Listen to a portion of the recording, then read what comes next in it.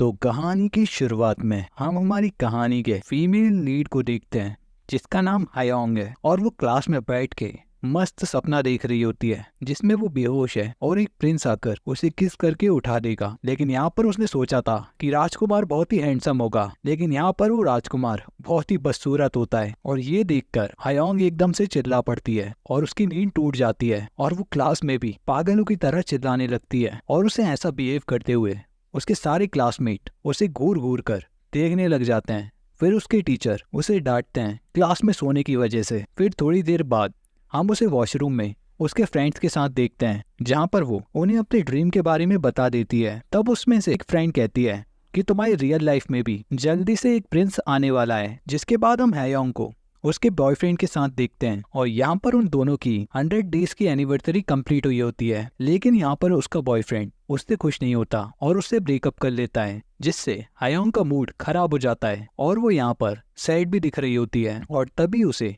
सड़क पर एक कैन दिखता है जिसे वो पूरी ताकत से लात मारती है और वो कैन सीधा जाकर हमारे मेन लीड योंग जून को लगता है, जिसकी वजह से उसकी कार का एक्सीडेंट हो जाता है, जिसकी वजह से उसकी कार भी डैमेज हो जाती है। और यहाँ पर योंग जून कार से निकलकर हायोंग को आवाज देता है और उससे अपनी कार के डैमेज के पैसे मांगता है और वो उससे कहता है कि तुम स्टूडेंट हो इसलिए मैं तुम्हें डिस्काउंट भी देता हूँ। और वो उससे वहाँ पे $3000 मांगता है, लेकिन हायोंग के पास इतने पैसे नहीं होते। अब इसलिए वो वहाँ से भाग जाती है, लेकिन उसकी स्कूल आईडी वहीं पर रह जाती है जिसे कि वांग जुन अपने पास रख लेता है। फिर अगले दिन वांग जुन हायोंग को कॉल करता है, लेकिन हायोंग उसका फोन डर के मारे काट देती है। फिर अगले दिन हायोंग जब स्कूल से वापस आ रही होती है तब वो देखती है कि स्कूल की वॉल पर योंग जुन ने उसके नाम के पैम्पलेट लगाए होते हैं जिसमें वो उसे बाहर बुला रहा था। और तभी वहाँ पर वांग जुन आ जाता है जो कि उसे उठाकर अपने साथ ले जाता है। तभी वो उससे कहता है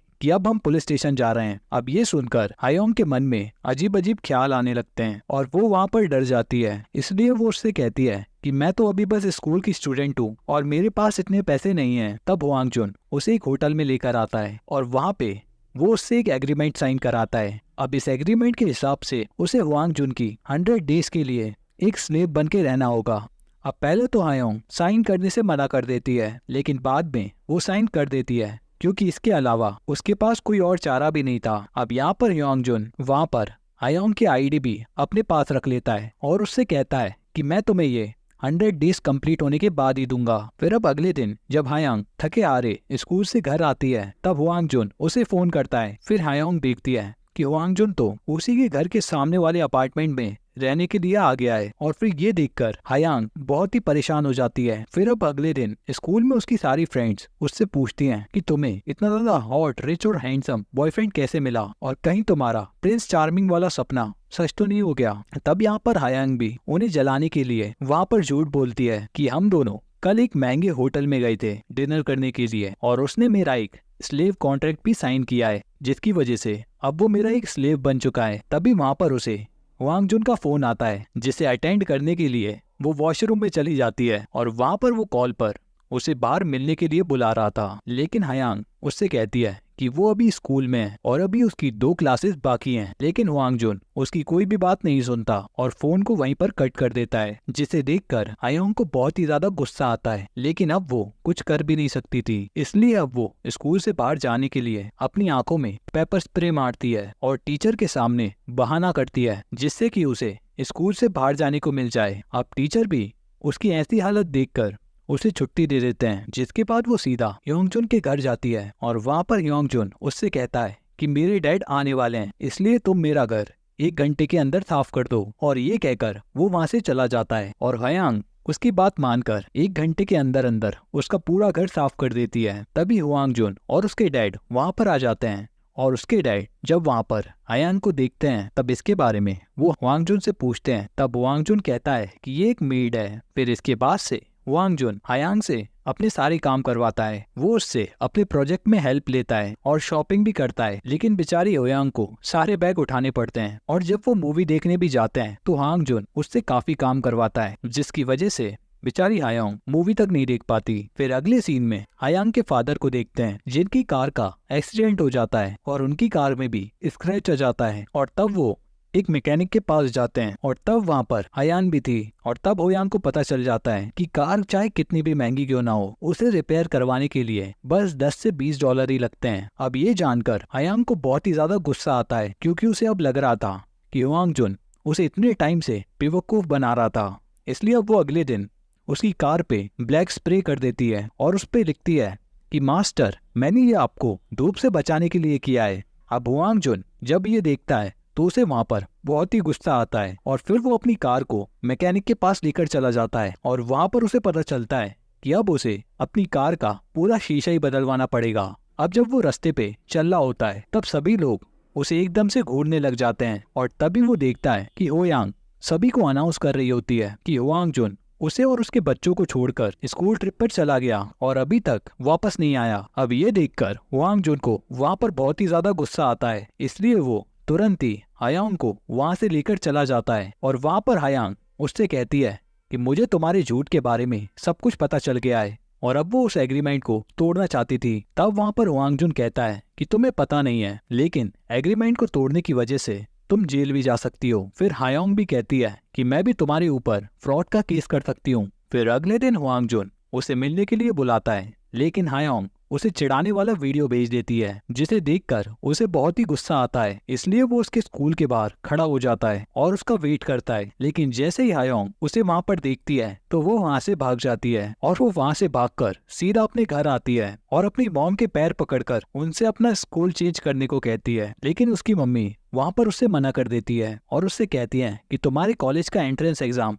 अभी आने वाला है, इसलिए तुम्हें उसकी तैयारी करनी चाहिए। फिर अगले दिन हम देखते हैं कि हुआंग जुन जगह जगह पैम्पलेट लगा रहा होता है, जिसपे कि हयांग की मदर की नजर पड़े। और उस पैम्पलेट पर ट्यूशन टीचर के बारे में लिखा था, वो भी बहुत ही कम फीस के साथ। और यहाँ पर हयांग की मॉम उसके जाल में फंस जाती है और फिर वो हयांग के स्कूल टीचर से हयांग के स्कूल ग्रेड्स के बारे में पूछती है, जो कि बहुत ही कम थे। अब इस वजह से वो हुआंग जुन को अपने घर बुलाती हैं हयांग को पढ़ाने के लिए। अब हयांग जब हुआंग जुन का बदला हुआ रूप देखती है तो वो काफी हैरान रह जाती है। जिसके बाद हम देखते हैं कि हुआंग जुन हयांग को पढ़ाने की कोशिश करता है, लेकिन वहाँ पर उसे पता चलता है कि हयांग पढ़ाई में तो बहुत ही ज्यादा कमजोर है और उसका तो पढ़ाई में बिल्कुल भी इंटरेस्ट नहीं है। फिर अगले दिन हम देखते हैं कि हुआंग जुन का दोस्त उसे अपने कॉन्सर्ट में बुला रहा था, तो तब हुआंग जुन अपने साथ हयांग को भी लेकर जाता है। लेकिन वहाँ पर उसका बिल्कुल भी मन नहीं लगता, इसलिए वो हयांग को अपने साथ किसी और जगह लेकर जाता है, जहाँ पर वो दोनों बहुत ही ज्यादा एंजॉय करते हैं। और जब वो दोनों वापस घर आते हैं तभी वहाँ पर बारिश शुरू हो जाती है। तब हयांग अपना अम्ब्रेला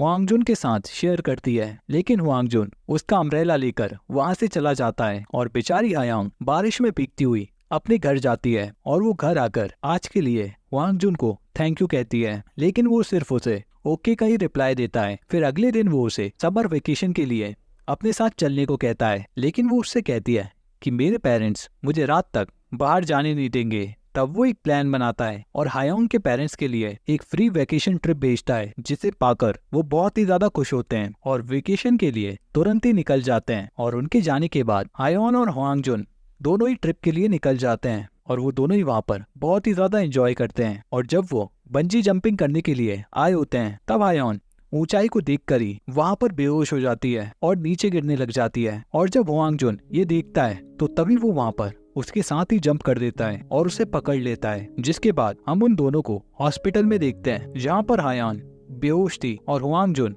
उसके होश में आने से पहले ही वहाँ से चला जाता है। लेकिन हम देखते हैं कि हयांग तो पहले से ही वहाँ पर जगी हुई थी और उसे ये भी पता चल गया था कि हुआंग जुन ने ही उसे बचाया। और फिर हम देखते हैं कि वो लोग हयांग के मम्मी पापा के आने से पहले ही घर पर पहुंच जाते हैं। अब हुआंग जुन को हयांग से धीरे धीरे प्यार होने लगा था, इसलिए जब अगले दिन वो एक बैनर पर देखता है कि अगर तुम जिसे प्यार करते हो उसे अपने 100th एनिवर्सरी के दिन एक रिंग गिफ्ट करो, तो वो भी डिसाइड कर लेता है कि वो भी हयांग को रिंग देगा। फिर अगले सीन में हम देखते हैं कि वो हयांग को मिलने के लिए एक जगह पर बुलाता है और उसे थोड़ा तैयार होके आने को बोलता है। अब हयांग को लगता है कि उसका कल बर्थडे है, इसलिए वो उसे बुला रहा है और वो उसके लिए एक गिफ्ट भी खरीद लेती है और उस जगह पर जाती है। लेकिन वो वहाँ पर जाते ही वहाँ पे अपने सभी फ्रेंड्स को देखती है। असल में जो उनका 100 डे का स्लेव कॉन्ट्रैक्ट था उसकी आज लास्ट डेट होती है और इसीलिए हुआंग जुन ने आज उसे बुलाया था। और वो सबके सामने वहाँ पर वो कॉन्ट्रैक्ट जला देता है, जिसे देखकर हयांग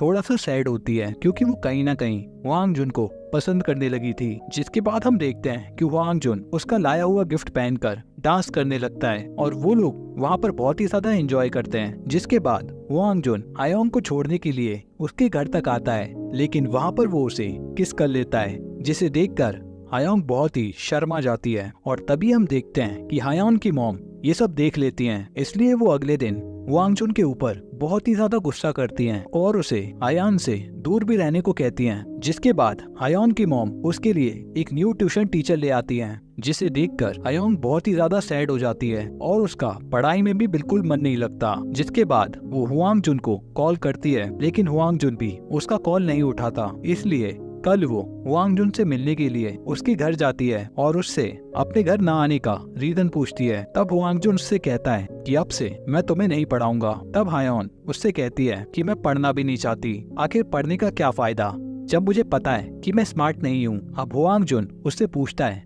तो फिर तुम क्या करना चाहती हो। तब वो बहुत ही खुश होकर उससे कहती है कि मैं तुमसे शादी करना चाहती हूँ। लेकिन तब वांग जुन उससे कहता है कि मैं तो तुम्हें सिर्फ यूज कर रहा था और अब ये ओवर हो गया है, और वैसे भी अब मेरे पास और टाइम नहीं है तुम्हारे ऊपर वेस्ट करने के लिए, तो मुझे परेशान करना बंद करो। और ये कहकर वो वहाँ से चला जाता है। अब हायांग का दिल बुरी तरीके से टूट जाता है और वो बहुत ही ज्यादा सैड हो जाती है और उसकी टीचर भी उससे बहुत ही ज्यादा परेशान हो जाती है क्योंकि उसका पढ़ाई में बिल्कुल भी मन नहीं लग रहा था। फिर अगले सीन में हम देखते हैं कि वांग जुन अपना घर शिफ्ट कर लेता है और वो हायांग के लिए वही रिंग छोड़ देता है जो कि उसने खरीदी थी। अब हायांग को जब इस बात का पता चलता है तब वो वांग जुन के घर जाती है, लेकिन तब तक बहुत ही ज्यादा देर हो चुकी थी। वांग जुन वहाँ से चला गया था और फिर कुछ दिनों का वक्त बीत जाता है और अब हायोंग अपना पूरा ध्यान पढ़ाई पर लगा रही थी क्योंकि अब वो वांग जुन से मिलना चाहती थी और इसलिए वो डिसाइड करती है कि वो उसके कॉलेज में जाएगी, जिसके लिए वो बहुत ही ज्यादा मेहनत करती है और उसकी टीचर भी उसे वहाँ पर सपोर्ट करती है। लेकिन जब रिजल्ट आता है तो उसका नाम रिजल्ट बोर्ड पर नहीं होता, जिसे देखकर